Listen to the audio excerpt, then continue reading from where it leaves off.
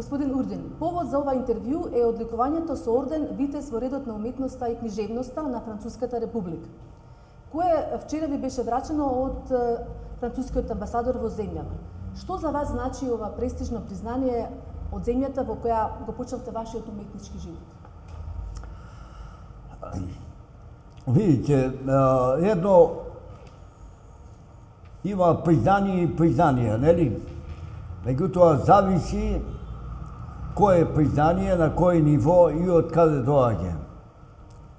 И пред се дали се заслужува. Ја не кажувам дека ова признание што ми го додели Министерството на Франција, Министерството за култура на Франција дека го заслужува, меѓутоа еве тоа било одлука и се разбира дека тоа ми причина големо задоволство. Меѓутоа, она што сакам да го кажам дека е големо изненадување за мене. Големо изненадување затоа што јас никогаш не работам со цел да добијам нешто или да имам валоризација за тоа или да не, работам едноставно затоа што имам желба да работам, затоа што имам енергија за тоа и затоа што имам во тој процес на работа една неизвестност што ќе направам. Така на моје големо изненадување се случи тоа што се случи. Вие бевте присутни за време на церемонијата. Знаете дека атмосферата беше супер, релаксирана, онаква каква што често се случува во Париз и во Франција, а бога ми и во Македонија. Така. Ваша уметничка филозофија е планетаризмот. Движење кое не признава поделби во уметноста или како што ќе ја дефинирате и самиот, една точка на секаде, сите во една точка. Една уметност на секаде, сите во една уметност. Колку ваквото гледање на уметноста ви се потврдува од денешен аспект и која би била корелацијата со трендот на глобализацијата, која во делот на културата носи замки за културите на малите народи? Видите, на македонска јавност филмот Планетариум ми е познат.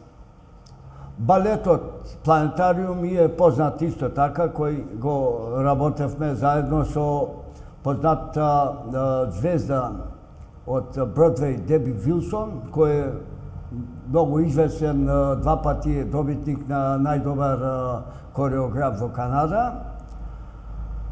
Музиките ќе спомнам на Венко Серафимов. Значи, и ја имав таа историска шанса, за балетот зборувам, што во тоа време беше директор на Македонскиот народен театар Мирко Стефановски, кој само со два збора каже влегуваме во проектот. Ансамблот танчерките и танчерите на Македонскиот народен театар дојдоа во Канада.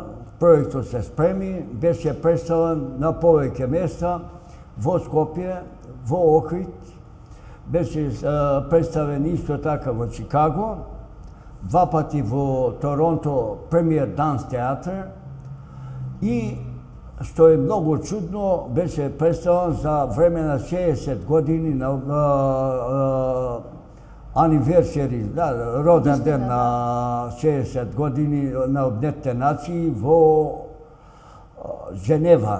Значи, она што сакам да го спомнам, јас сум малку тврдоглав, така да ми беа предложени две киносали за филмот. Значи, беше представен филмот Планетариум и балет Планетариум, и јас ги одбив, па ми ја предложија салонот пред конгресната сала и тоа го одбив. Бидејќи кога го видов знакот во Обединетите нации бев фасциниран. Има некоја енергија, има некој магнетизам необјаснив, викам тука. Така на крајот сепак се случи и балетот и филмот беа внатре во конгресната сала, во кој требаше да биде пуштен и Кофи Анан со 16 придружници, меѓутоа тогаш се случи земјотрес во Пакистан, така да тие беа одсутни, бараа средства За помош. за настраданите. Значи, еве, тоа е... Вие видовте како беше атмосферата, беше, мислам, супер. Јас се чувствувам, морам да признам, многу добро во француско друштво, затоа што минав 25 години во Париж и ги доживеав, како што кажав, мојата втора младост ја доживеав во Париж, каде научив многу работи, каде гостопримството на обичниот француски човек е изванредно, никогаш не ми се случи она што се случува сега од нашите комшии. Нити да сакат да ме асимилират, нити да ми го повредат македонското чувство, нити да ми кажат били тоа, ние сме тоа, вие сте тоа, никога. Значи, тука се гледа тој врх на францускиот дух, за разлика од нашите комшии. Јас имам напишано еден афоризам. Македонија е вечна, бидејќи е обкружена со бесмртни непријатели. А тоа така ли треба да биде? Тоа ли е сите овие земји околу нас се христијански земји? Еве, Албанија е полухристијанска, полумуслиманска, меѓутоа и таа религија си има своји вредности. Дали треба, тоа ли е люби го ближниот свој, што кажува Библијата? Значи, не сум видел таква обструкција во последно време што доаѓа од страна на Бугарија, затоа што на место да направиме уште посилни мостови меѓу двата пријателски народи, актуелното политичко раководство на Бугарија прави све безмилосно да се замрзи македонски и бугарскиот народ. Тоа ли е целта, да се замрзиме? И не сакат како да гледат слепо пред непробоен зид, дека не е добра таа политика. Треба да се смени таа политика со, еве ќе ви кажам една индијска мудрост, која гласи: повеќе пчели се фаќаат на мед отколку на очат. И што сега се случи? Само народот живее во една огромна обструкција, на место целата енергија што имаме да ја концентрираме, да ги достигнеме тие вредности кои се присутни во западниот свет. Значи, една тотално погрешна политика. Ние, бугарите викат, ние сме европејци. Какви европејци? Тоа е ни у паробитна заедница, таков манир на политички однос не постои. Тоа не треба да постои, треба да се смени. Тоа треба да се размислат добро, да седнат и да видат дека тоа не е така. Еве, тоа е апропо на ова прашање. Значи,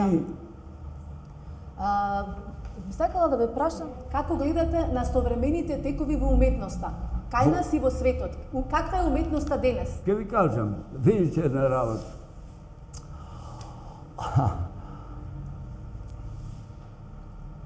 Постоje две категории, еве правна да ви кажам. Умисла и нешто што не е умисла, што е спонтано.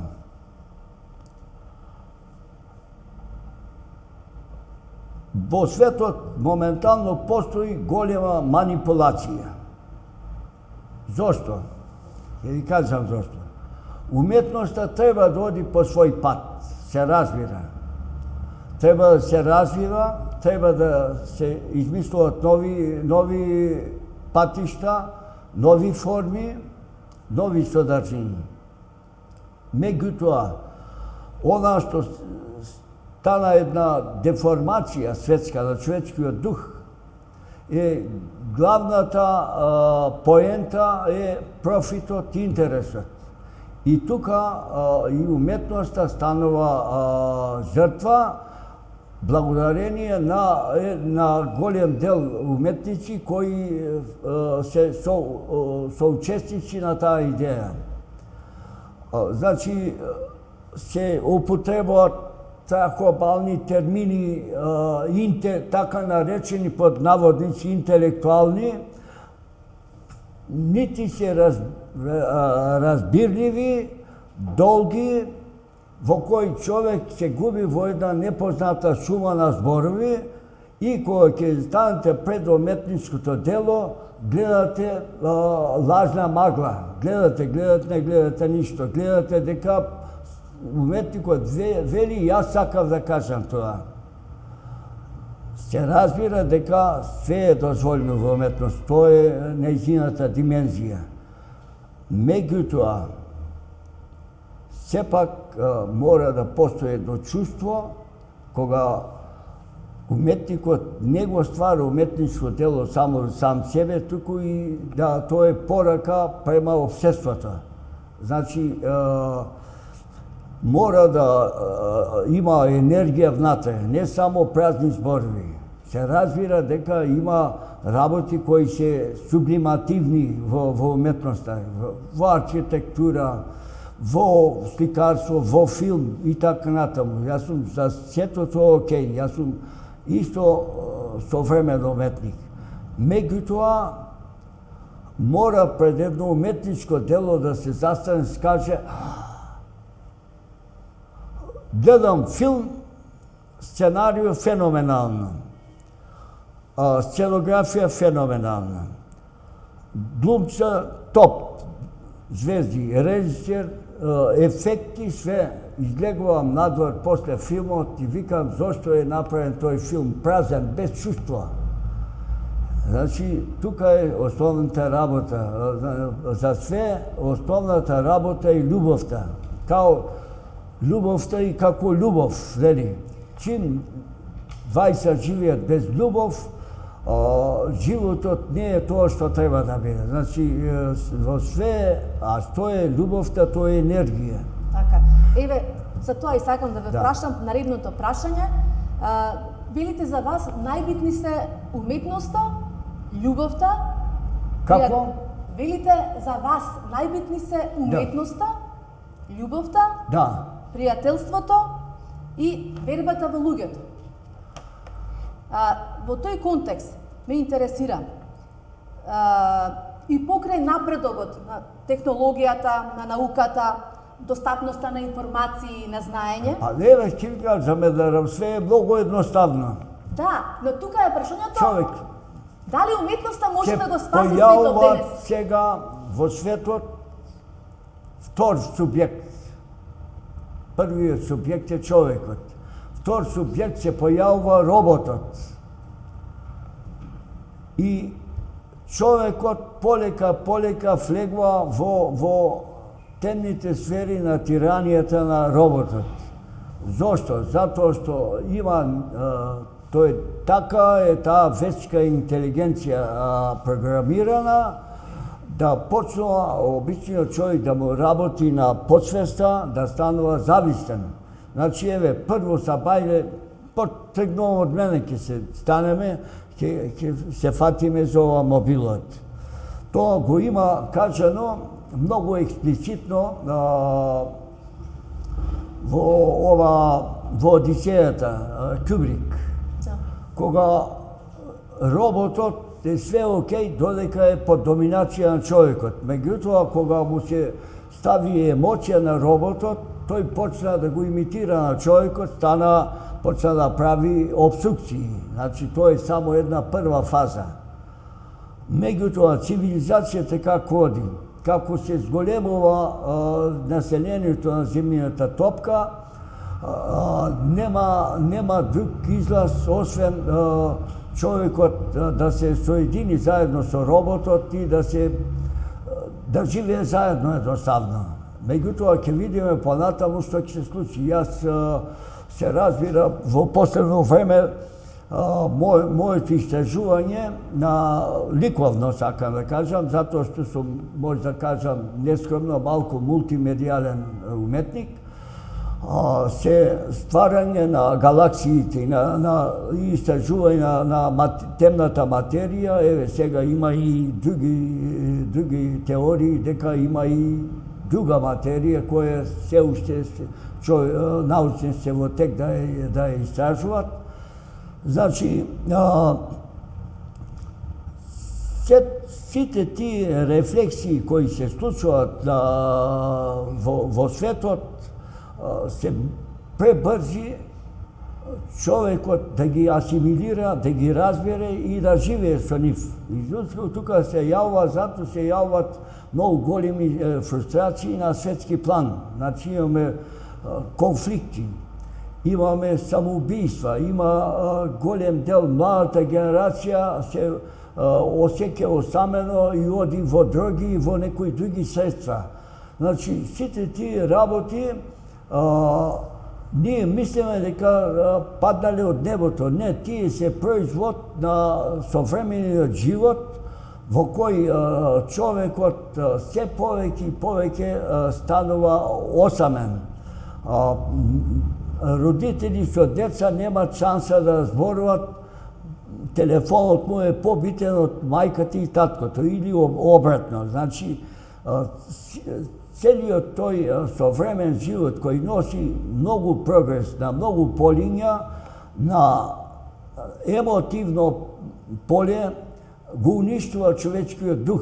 Човечкиот дух почнува да заличува се повеќе на алатката со која се служи однос со роботот.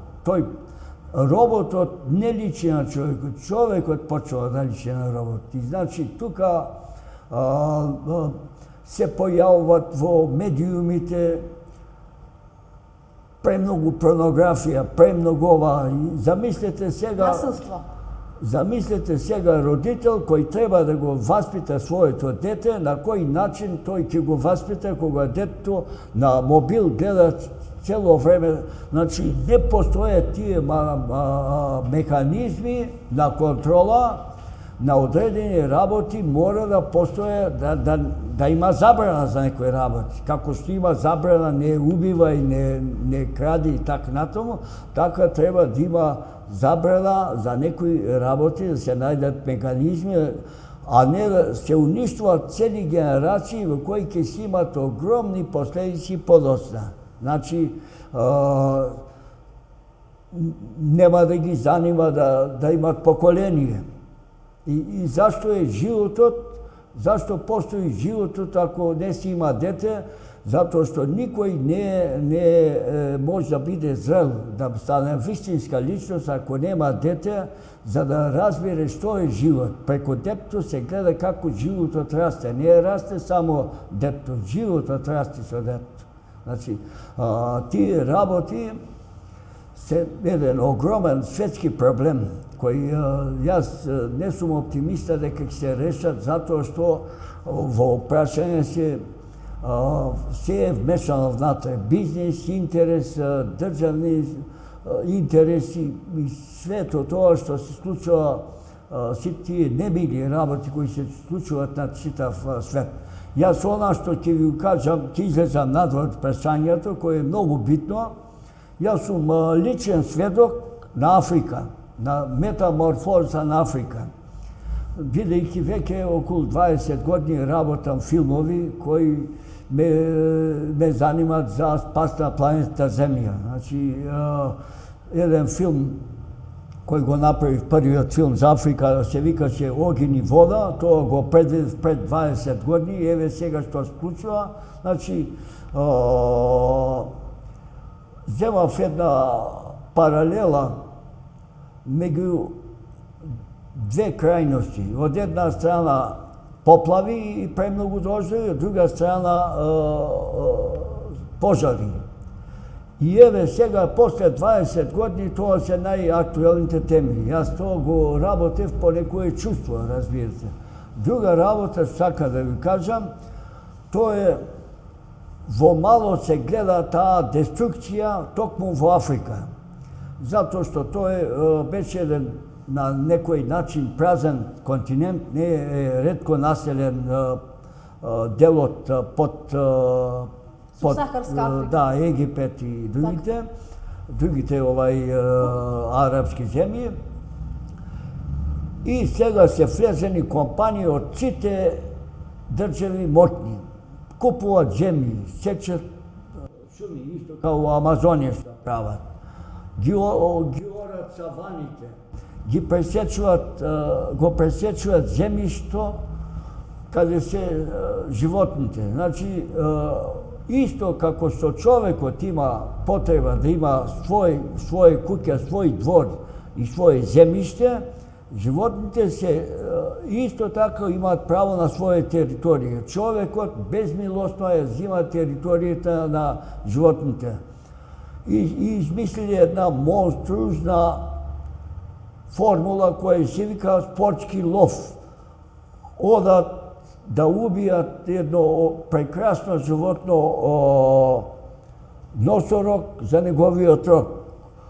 Одат да убијат со снајпер заштитени вркова, да убијат слон, за да си направиле, да си ја комплетирале збирката на исчезнати животни на своите зидови. Значи, од една страна човечкиот дух оди многу далеко, а од друга страна станува еден инженер на смртта на планетата Земја.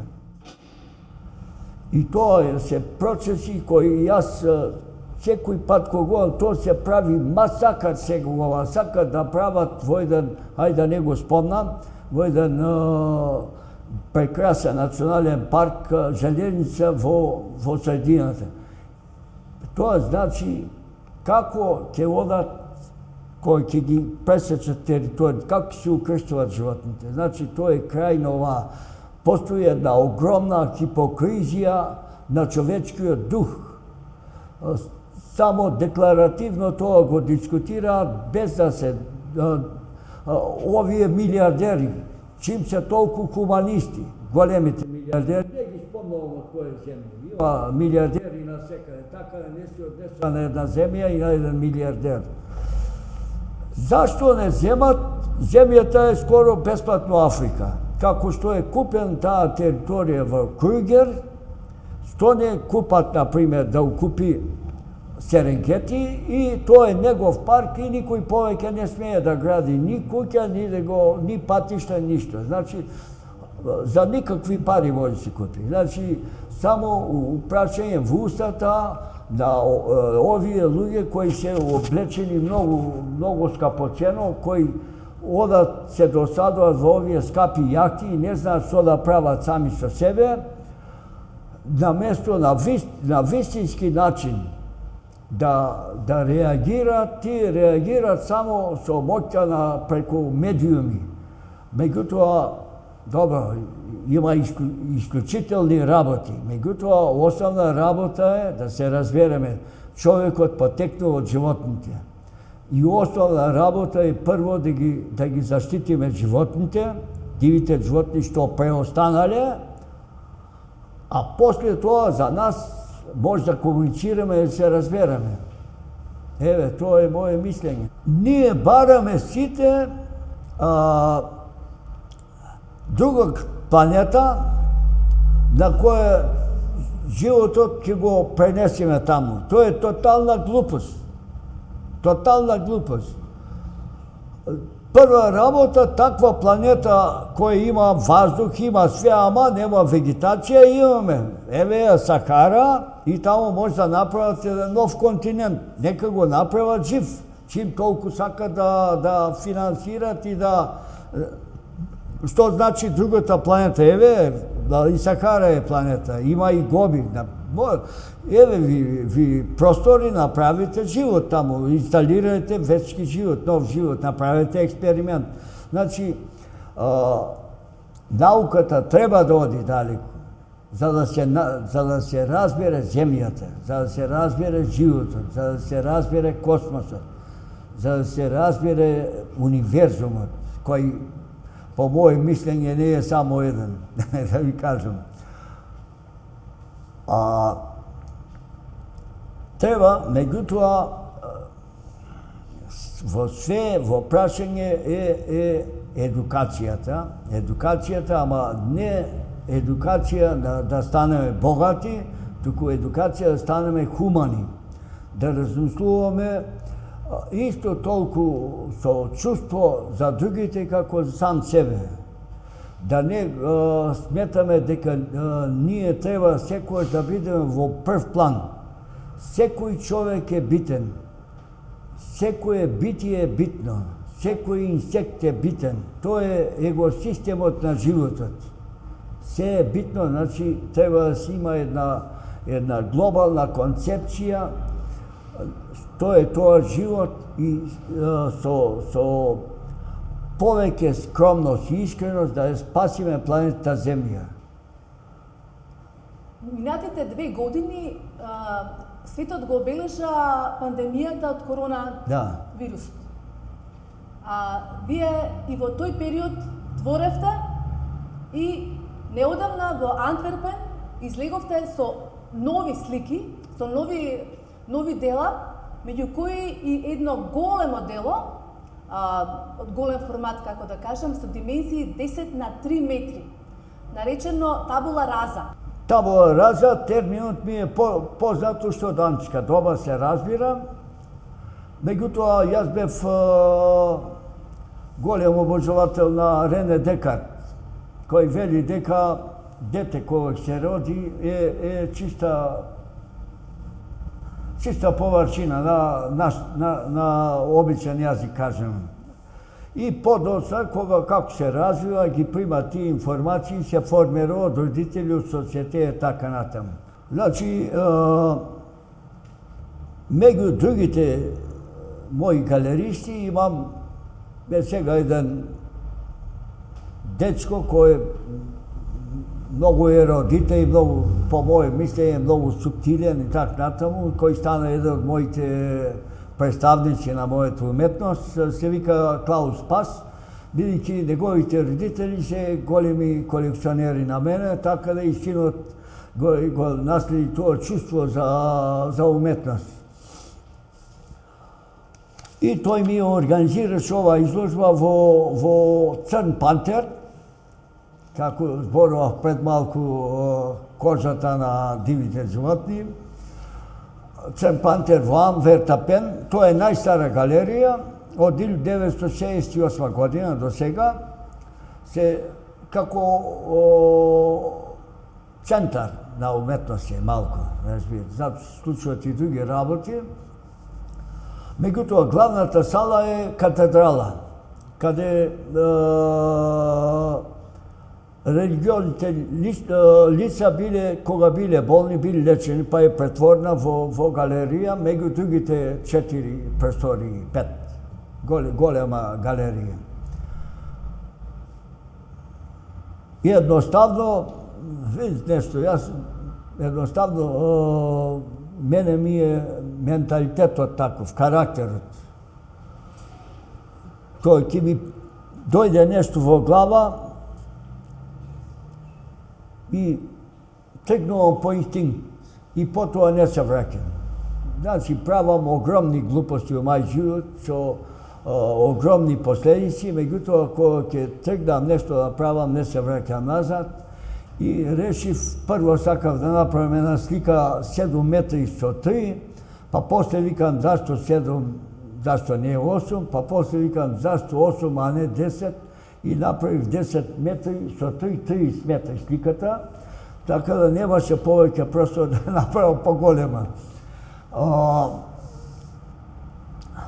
Сликата ја замислив како астероид, затоа сум сега во таа фаза на истражување на универзумот и на космосот,